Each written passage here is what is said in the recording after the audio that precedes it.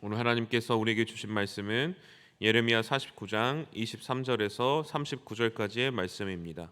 구약 성경 1131쪽에 있습니다. 예레미야 49장 23절에서 39절까지의 말씀을 함께 봉독하시겠습니다. 다메섹에 대한 말씀이라. 하맛과 아르밧이 수치를 당하리니 이는 흉한 소문을 듣고 낙담함이니라. 바닷가에서 비틀거리며 평안이 없도다. 다메섹이 피곤하여 몸을 돌이켜 달아나려 하니 떨림이 그를 움켜잡고 해산하는 여인같이 고통과 슬픔이 그를 사로잡았도다. 어찌하여 찬송의 성읍 나의 즐거운 성읍이 버린 것이 되었느냐. 이는 만군의 여호와의 말씀이니라. 그런즉 그날에 그의 장정들은 그 거리에 엎드려지겠고 모든 군사는 멸절될 것이며 내가 다메섹의 성벽에 불을 지르리니 베나닷의 궁전이 불타리라. 바벨론의 느부갓네살 왕에게 공격을 받은 게달과 하솔 나라들에 대한 말씀이라. 여호와께서 이와 같이 말씀하시되 너희는 일어나 게달로 올라가서 동방 자손들을 황폐하게 하라. 너희는 그들의 장막과 양떼를 빼앗으며 휘장과 모든 기구와 낙타를 빼앗아다가 소유로 삼고 그들을 향하여 외치기를 두려움이 사방에 있다 할지니라. 여호와의 말씀이니라. 하솔 주민아 도망하라. 멀리 가서 깊은 곳에 살라. 이는 바벨론의 느부갓네살 왕이 너를 칠 모략과 너를 칠 계책을 세웠음이라. 여호와의 말씀이니라. 너는 일어나 고요하고도 평안히 사는 백성 곧 성문이나 문빗장이 없이 홀로 사는 국민을 치라. 그들의 낙타들을 노략물이 되겠고 그들의 많은 가축은 탈취를 당할 것이라. 내가 그 살직을 꺾는 자들을 사면에 흩고 그 재난을 여러 곳에서 오게 하리라. 여호와의 말씀이니라. 하솔은 큰 뱀의 거처가 되어 영원히 황폐하리니 거기 사는 사람이나 그 가운데 머물러 사는 사람이 아무도 없게 되리라 하시니라. 유다 왕 시드기야가 즉위한 지 오래지 아니하여서 엘람에 대한 여호와의 말씀이 선지자 예레미야에게 임하여 이르시되 만군의 여호와가 이같이 말하노라. 보라, 내가 엘람의 힘에 으뜸가는 활을 꺾을 것이요 하늘의 사방에서부터 사방 바람을 엘람에 오게 하여 그들을 사방으로 흩으리니 여호와의 말씀이니라. 내가 엘람으로 그의 원수의 앞 그의 생명을 노리는 자의 앞에서 놀라게 할 것이며 내가 재앙 곧 나의 진노를 그들 위에 내릴 것이며 내가 또 그 뒤로 칼을 보내어 그들을 멸망시키리라. 내가 나의 보좌를 엘람에게 주고 왕과 고관들을 그곳에서 멸하리라. 여호와의 말씀이니라. 그러나 말일에 이르러 내가 엘람의 포로를 돌아가게 하리라. 여호와의 말씀이니라. 아멘.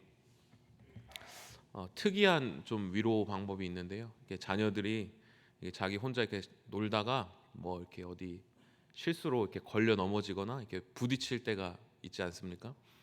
그러면 이렇게 자녀들을 막앵 울면 어떡합니까? 이렇게 안아주죠. 그리고 안아주고 또 한 가지 이제 일을 하죠. 뗐지 하면서 이제 그 걸려 넘어진 거 부딪힌 거를 어떻게 합니까? 괜히 이렇게 한 대씩 때리는 거죠. 그게 뭐 위로가 될까요? 뭐 아픈 게 돌아오거나 뭐 그 마음이 상한 게 위로가 사실은 안 되죠. 그런데 신기하게도 이제 자녀들이 그거를 보고 이렇게 정신이 팔리고 이렇게 좀 위로가 되는 걸 봅니다. 참 이상한 거죠. 저도 이제 할머니한테 이제 그걸 배웠는데 할머니가 아프게 하는 거 뗐지 이렇게 하면서 이렇게 때리는 걸 보고 저도 똑같이 그걸 하고 있더라고요. 참 그게 위로가 되는 것이죠. 이제 오늘 본문을 묵상하면서 하나님의 위로하심이 바로 이런 위로를 이스라엘 백성들에게 보여주고 있는 것이 아닐까 이렇게 묵상이 되었습니다. 오늘 예레미야 49장 말씀은 이제 46장부터 이어져 오는 이방 나라를 향한 이제 하나님의 심판을 말씀이십니다. 그런데 46장부터 하나님께서 이방을 심판하시겠다라고 말씀하시는 것이죠.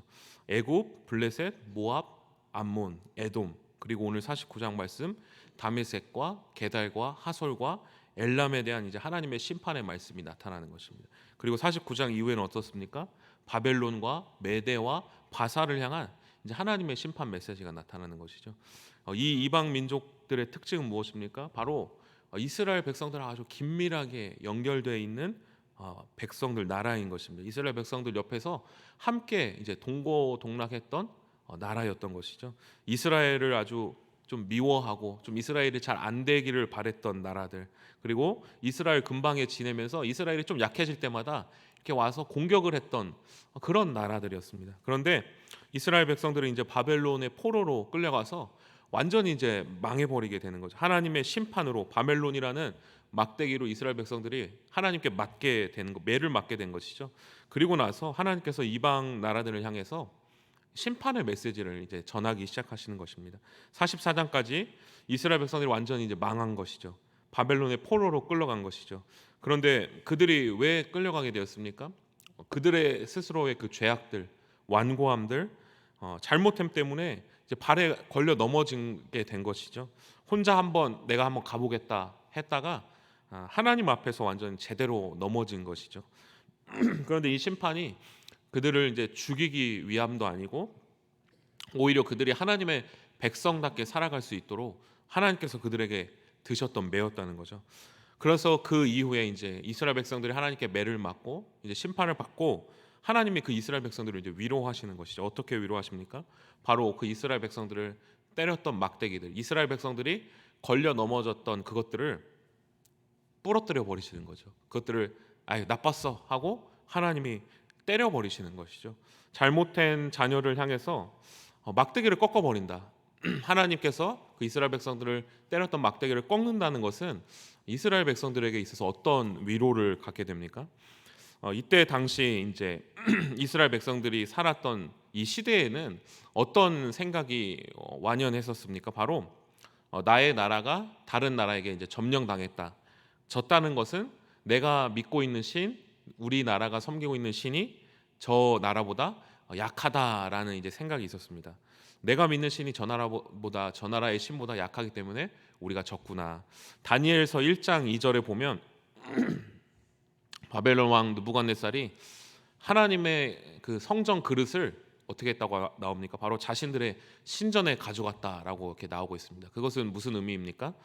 이스라엘 백성들이 믿는 신이 우리 신에게 굴복했다라고 이제 그들이 착각하는 것이죠.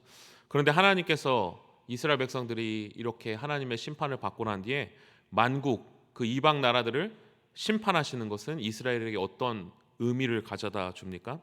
이스라엘 백성들, 저 나라가 너희가 약해서, 너희가 믿는 하나님이 약해서, 너희가 믿는 하나님의 손이 짧아서, 저 나라가 믿는 신이 강해서 너희가 망한 게 아니다. 너희가 심판받는 것이 아니다. 쟤들은 내 손 안에 있는 막대기에 불과하다. 저 이방 나라 사람들이 강해서 너희를 억압한 것이 아니다. 내가 이제 저들을 꺾어버리겠다. 선포하는 것입니다. 바벨론의 신이 있는 것이 아니다. 너희는 너희의 죄 때문에 망한 것이다. 내가 다른 열방을 막대기로 쓴 것밖에 지나지 않는다. 나는 온 세상의 하나님이시다. 너희가 똑똑히 보아두어라. 이렇게 하나님께서 선포하는 것입니다. 그렇다면 오늘 본문 39장에 등장하는 이 다메섹과 게달과 하솔, 아람은 어떤 나라였습니까? 다메섹은 아람 왕국의 수도였습니다. 그래서 다메섹의 심판은 곧 아람 나라의 이제 심판을 이야기하는 것입니다.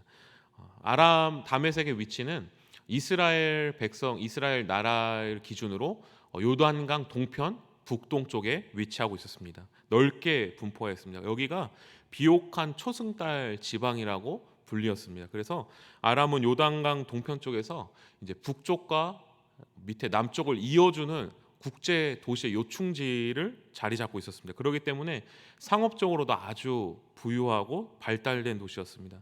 그래서 오늘 본문에서 이 다메섹은 아람 전체 나라를 상징하고 있었습니다. 다메섹은 이 이스라엘 통일 왕국 시대일 때도 끊임없이 이스라엘을 괴롭혀 왔습니다. 이 아람은 북왕국 이스라엘과 연합하여서 남유다를 위협하기도 했습니다. 그런데 하나님께서 오늘 본문에 이 다메섹을 어떻게 하신다고 말씀하고 계십니까? 우리 25절의 말씀을 같이 한번 함께 봉독하시겠습니다. 어찌하여 찬송의 성읍 버린 것이 되었느냐. 아멘. 이렇게 대단한 성읍이었지만, 이렇게 이스라엘 백성들 앞에서 큰 나라였지만 하나님께서 결국 이 나라를 심판해 버리시겠다, 이 나라를 없이 해 버리시겠다라고 말씀하시는 것입니다.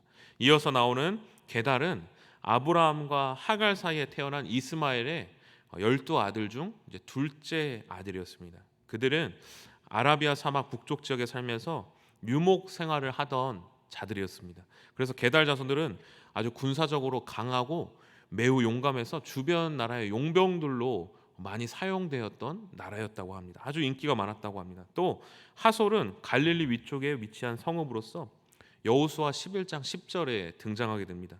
신학자들은 이 하솔이라는 나라가 동방의 자손으로 비춰볼 때 이제 게달과 함께 근처에서 살고 있는 나라였다라고 이제 추측하고 있습니다. 이러한 게달과 하솔의 나라를 향해서 또 하나님은 무엇이라고 심판의 메시지를 전달하고 있습니까? 우리 32절과 33절의 말씀을 같이 한번 함께 봉독하시겠습니다. 그들의 낙타들은 노략물이 되겠고 그들의 많은 가축은 탈취를 당할 것이라. 내가 그 살적은 깎는 그 재난을 여러 곳에서 오게 하리라. 여호와의 말씀이니라. 하솔은 큰 뱀의 거처가 되어 영원히 황폐하리니 거기 사는 사람이나 그 가운데 머물러 사는 사람이 아무도 없게 되리라 하시니라. 아멘. 하나님께서 이 나라 또한 내가 심판하리라 이렇게 말씀하시는 것입니다. 그들이 아주 대단한 나라였습니다.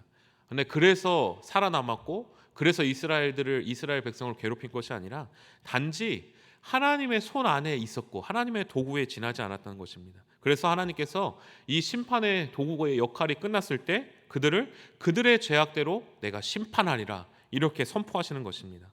우리도 삶을 살아가 보면 우리의 인생 가운데 이 다마색처럼 아람 나라처럼 이 게달과 하솔처럼 우리를 끊임없이 괴롭히는 존재들이 있을 때가 봅니다. 우리는 그런데 우리의 스스로 연약함 때문에 또 어려움 때문에 이게 걸려 넘어지면서 이것들이 끊임없이 우리를 고통스럽게 하는 것입니다. 이것들은 무엇이 있습니까? 어떤 사람과의 관계들, 또 돈의 문제들, 또 가정의 문제들, 또 어떤 병들, 여러 가지 나를 힘들게 하는 문제들이 있습니다.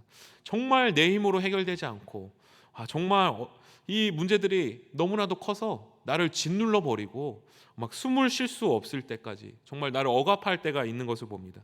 그럴 때 우리는 무슨 생각이 듭니까? 이스라엘 백성들처럼 하나님이 안 계신가? 정말 너무 저것이 힘이 세고 하나님이 정말 나를 포기하신 거, 나를 버리신 건가? 이런 생각이 들 때가 있다는 것입니다. 그런데 그때 우리가 취해야 할 자세가 무엇입니까? 늘 깨어서 끝까지 하나님만을 붙들고 나아가는 것입니다. 이스라엘 백성들이 그랬습니다. 바벨론의 포로로 끌려가서 그들의 마음과 심령이 어떻겠습니까? 하나님이 나를 버리셨구나. 하나님도 나를 포기하셨구나. 아마 이 생각이 들었을 것입니다. 그러나 만국을 심판하시는 하나님, 이스라엘만 다스리시는 하나님이 아니라 자기 신의 그 자신을 때린 막대기를 부숴버리신 하나님, 그리고 그 이방 민족까지로 다스리신 하나님, 온 세상에 하나님 되신 하나님을 우리가 믿고 나아가야지만이 우리의 믿음이 흔들리지 않고 끝까지 주님만을 바라볼 수 있다는 것입니다. 이스라엘 백성들은 어떻게 되었습니까? 끝까지 하나님만을, 바벨론 포로된 상황에서도 끝까지 하나님만을 붙들고 나아갔습니다. 그럴 때 바벨론의 하나님 되신 하나님께서 이스라엘 백성들을 다시 예루살렘으로 돌아오게 하시는 것입니다. 우리도 우리 앞에 놓여진 문제에 끌려다닐 수밖에 없는 연약한 인생입니다. 그런데 누가 계십니까? 하나님이 계십니다. 그 문제 위에 하나님이 계십니다. 그 문제를 하나님께서 이끌고 계십니다. 우리가 끝까지 주님만을 붙들고 나아갈 때 주님이 그 문제를 이기게 하시고 다시 우리의 삶을 회복하게 하시고 그 모든 문제를 분질러 버리시고 반토막 내실 줄로 믿습니다. 꺾어 버리실 줄로 믿습니다. 그런데 하나님의 사랑은 여기에서 한 걸음 더 나아가게 됩니다. 어떤 사랑입니까? 우리의 삶의 가장 큰 문제, 우리가 벗어나려고 노력해도 결코 벗어날 수 없는 문제가 있습니다. 무엇입니까? 바로 죄와 사망의 문제입니다. 우리는 죄로 인해서 하나님께 매를 맞아 영원한 형벌과 사망과 지옥으로 끌려갈 수밖에 없는, 죽을 수밖에 없는 인생이었습니다. 가장 큰 문제가 있는 것입니다. 어떤 인생도 그 죄와 사망으로부터 자유할 수가 없었습니다. 그래서 우리는 죄로 인해 사망의 사슬에 묶여서 그냥 끌려갈 수밖에 없는 인생이었습니다. 그 사망의 사슬에 영원히 묶여있는 저주받은 인생이었던 것입니다. 그 누구도, 그 어떤 사람도 이 사슬에서 자유를 누릴 수가 없습니다. 그런데 하나님께서 어떻게 하십니까? 이러한 우리를 위로하여 주시는 것입니다. 어떻게 위로하십니까? 이스라엘 백성들이 하나님을 멀리 떠나 바벨론의 포로로 끌려갈 때 하나님이 선포하십니다. 내가 너희를 무시하고 짓밟았던 이방 민족을 꺾어버리고 너희를 심판하고 다시 너희를 회복하겠다라고 말씀하시는 것이야. 그것처럼 원래 우리는 죄로 말미암아 사망의 권세 아래서 영원한 형벌을 받을 수밖에 없었던 죄인이었지만, 그 죽음으로 끌려가는 우리, 죽음의 포로된 우리를 예수 그리스도의 십자가의 은혜로 말미암아 죄와 사망의 권세를 꺾어버리겠다라고 선포하시고 위로하시는 것입니다. 그리고 죽음의 포로로 영원히 우리를 살게 하는 것이 아니라 의와 영원한 삶과 생명으로 다시 돌아올 수 있는 기회를 우리에게 제공하여 주시는 것입니다. 오늘 우리는 그 사실을 믿는 줄로 압니다. 완전히 망해버린 이스라엘 백성의 눈앞에 이방 민족의 힘은 너무나도 강해 보였습니다. 그러나 그 이방 민족은 하나님의 손에 붙들린 막대기에 지나지 않았습니다. 하나님의 손에 쥐어진 막대기에 불과했습니다. 그냥 하나님은 그것을 꺾어버리십니다. 우리도 마찬가지입니다. 우리의 삶에 때로는 닥쳐오는 우리의 힘으로 도저히 어떻게 할 수 없는 문제들이 있습니다. 그런데 하나님께서 우리를 저버리신 것도 아니며 하나님의 능력의 손이 짧은 것도 아닙니다. 우리는 그저 이스라엘 백성들처럼 우리의 마음과 우리의 중심을 겸손하게 하나님 앞에 낮추고 오직 하나님께만 붙들려 살아가는 인생이 되어야 할 것입니다. 그럴 때 그 모든 문제들이 하나님의 손 앞에 그저 작은 점에 불과했다는 것을 우리는 깨닫게 됩니다. 또 우리의 가장 큰 문제인 죄인된 신분으로 사망의 권세에 붙잡혀 결코 자유를 누릴 수 없었던 우리의 인생에서 예수 그리스도의 보혈로 말미암아, 그 십자가의 권세로 말미암아 모든 것을 승리하게 하시는 하나님만을 우리가 붙잡고 나아가야 할 것입니다. 그래서 원래는 사망과 지옥의 권세에 붙잡혀서 우리가 그것에 끌려가는 포로된 인생이었지만 부활과 영생으로 다시 인도해 주시는 하나님의 은혜가 오늘 우리에게 여전히 유효하다는 것을 기억하며 오늘도 그 은혜와 사랑을 힘입어서 담대히 나아가는 우리 모든 성도님들 되시기를 간절히 소망합니다. 기도하시겠습니다. 하나님, 어떤 상황에서도 믿음의 눈을 들어 주님만을 붙들고 나아갈 수 있도록 주님 인도하여 주옵소서. 하나님께서는 심판받아 마땅한 우리를 구원해 내시기 위해서 유일한 아들 예수 그리스도를 보내주신 줄로 믿습니다. 그렇게까지 사랑해 주신 하나님이 나의 하나님이 되시기 때문에 우리는 어떠한 폭풍 속에서도 잠잠하게 주님을 구원을 바라보며 담대히 나아갈 수 있음을 고백합니다. 오늘 이 하루도 어떠한 상황과 어떠한 환경 가운데서도 그것을 보는 것이 아니라 주님만을 바라보며 담대히 나아갈 수 있는 우리들 될 수 있도록 인도하여 주옵소서. 예수님 이름으로 기도합니다. 아멘. 다 함께 주님께서 가르쳐준 기도하겠습니다. 하늘에 계신 우리 아버지, 아버지의 이름을 거룩하게 하시며 오게 하시며 아버지의 뜻이 하늘에서와 같이 땅에서도 이루어지게 하소서. 오늘 우리에게 일용할 양식을 주시고 우리가 우리에게 잘못한 사람을 용서하여 준 것 같이 우리 죄를 용서하여 주시고 우리를 시험에 빠지지 않게 하시고 악에서 구하소서. 나라와 권능과 영광이 영원히 아버지의 것입니다. 아멘. 우리 이 시간 계속해서 기도하실 때 오늘 주신 말씀 붙들고 먼저 기도합니다. 우리를 구원하신 하나님이 우리와 함께 계심을 믿고 어떤 상황 가운데서도 주님만을 굳게 붙들고 나아가는 오늘 하루 될 수 있도록 함께 기도합니다. 성령으로 충만하게 하셔서 오늘도 마땅히 기도할 바를 알게 하시고 이를 통해 모든 것을 합력하여 선을 이루시는 하나님을 경험할 수 있도록 또 가정을 위해서 기도합니다. 예수님을 믿지 않는 가족, 친척들의 상황을 주장하여 주셔서 주님을 영접하는 계기가 열릴 수 있도록 한 주간 진행될 교회의 모든 사역들을 통해서 이 지역에 선한 영향력이 끼쳐지게 하시고 또 세우신 담임 목사님과 부교육자들에게 성령의 지혜와 능력을 덮어주셔서 교회를 잘 이끌어갈 수 있도록 또 이번 주에 진행되는 청년부 수련회 가운데 주님의 은혜가 넘쳐날 수 있도록 주님께서 인도하여 주시고 이 세상을 따라가는 것이 아닌 이 세상을 하나님의 말씀과 비전으로 이끌어가는 주님의 자녀들이 되는 기회가 될 수 있도록 이 청년부 수련회를 위해서 함께 기도하겠습니다. 창조 질서를 부정하는 비성경적 법률이 제정되지 않게 하시고 대통령을 비롯한 모든 위정자들이 하나님을 경외할 수 있도록 이 시간 주님의 도우심을 간구하며 함께 기도하겠습니다. 하나님 아버지 은혜를 감사드립니다.